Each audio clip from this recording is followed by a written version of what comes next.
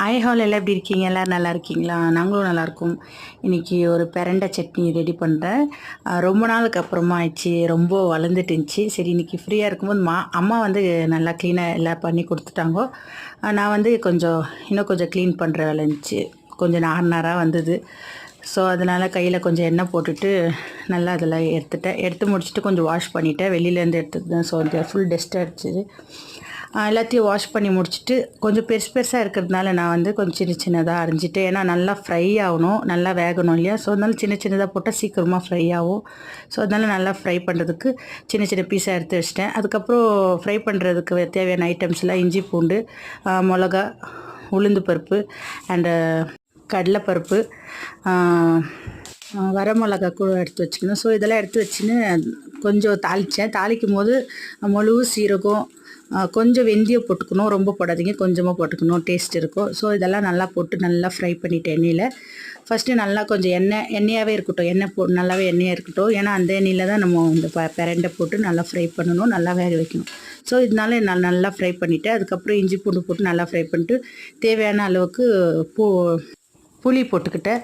So அது போட்டு நல்லா ஃப்ரை பண்ணி முடிச்சுட்டு நல்லா ஃப்ரை ஆகிடுச்சு. அதுக்கப்புறம் எடுத்து மிக்ஸி ஜாரில் போட்டு வச்சுட்டு அதுக்கப்புறம் இந்த எண்ணெயிலேயே கொஞ்சம் எண்ணெய் எக்ஸ்ட்ரா ஊற்றி அப்புறமா பிரண்டை போட்டு நல்லா ஃப்ரை பண்ணோம். ஸோ அதனால் இது வந்து எடுத்து அப்படியே தான் வச்சுருக்கேன். அதுக்கப்புறம் பிரண்டை ஃப்ரை பண்ணிவிட்டு முடிச்சுட்டு அதுக்கப்புறம் மிக்ஸி சட்னி அரைக்கலாம் அப்படி சொல்லிட்டு நான் அதுலேயே ரெடி பண்ணி வச்சுருக்கேன்.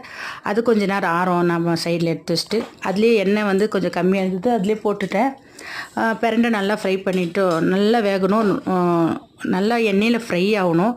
நல்லா ஃப்ரை ஆகும்போது நல்லா வேகும். இல்லைன்னா கொஞ்சம் ஒரு மாதிரி இருந்துச்சுன்னா நம்மளுக்கு வாயிலெல்லாம் ஒரு மாதிரி குத்த ஆரம்பிச்சிடும். ஏன்னா நம்ம கையில் எடுக்கும் போதே ரொம்ப ஒரு மாதிரி இச்சிங்காக இருந்தது, ரொம்ப கையெல்லாம் ஒரு மாதிரி ஆயிடுச்சு. ஸோ அதனால நல்லா வேக வைக்கணும்.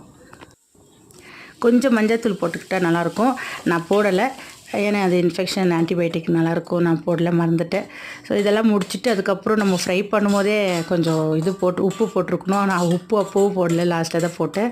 அப்புறம் பெருங்காயம் கூட கொஞ்சம் போட்டிருக்கணும். நான் பவுட்ரு வச்சுருக்கிறதுனால நான் அப்பயே அதுக்கப்புறமா சட்னி அரைக்கும் போது கொஞ்சம் பெருங்காய பவுட்ரு போட்டேன். இதெல்லாம் ஃப்ரை பண்ணும்போதே போட்டிருந்தோன்னா கொஞ்சம் நல்லா இருந்திருக்கும். மறந்துட்டு லாஸ்ட்டில் இதை போட்டுட்டு இருந்தேன். போட்டு முடித்து நல்லா கொஞ்சம் தண்ணி ஊற்றி நல்லா ஃபைன் பேஸ்ட்டாக அரைச்சி முடிச்சுட்டு எடுத்து வச்சுக்குவேன். ஃப்ரிட்ஜில் ஸ்டோர் பண்ணிக்குவேன். தேவையான போது நாங்கள் யூஸ் பண்ணிகிட்ருப்போம். கொஞ்சம் சட்னி ஏதாச்சும் நம்ம சாப்பிடும்போது ஒரு சைட் டிஷ்ஷாக சாப்பிட்றதுக்காக ரெடி பண்ணி எடுத்து வச்சுக்கிட்டேன். லாஸ்ட்டில் கொஞ்சோண்டு கடுகு போட்டு தாளித்து எடுத்து வச்சிட்டோம். நல்லெண்ணெய் இருந்தால் ரொம்ப பெஸ்ட்டு, நல்லாயிருக்கும்.